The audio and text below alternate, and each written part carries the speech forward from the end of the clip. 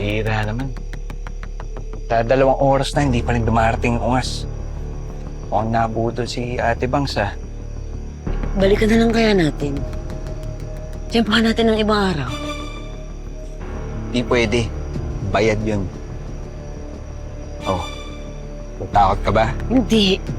Delikado din. O, tinan mo, ang dami naglalakad doon. Paano pag naputokan mo? Ang putok.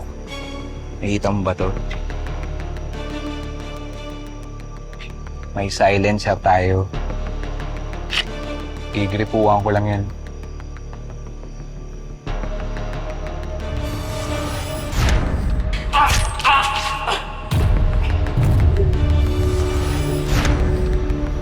Basta ikaw, lookout ka lang. Tumatahod. Malaki ang bibigay sa atin ni Ate Bangs. Pag nagkataon, i-date kita. Kakain tayo sa labas, tapos manonood tayong sine. Ay, singit mo pa talaga yan, ha? Eh, hindi ako marunong manligaw eh. Pero pagdating sa pakiramdaman,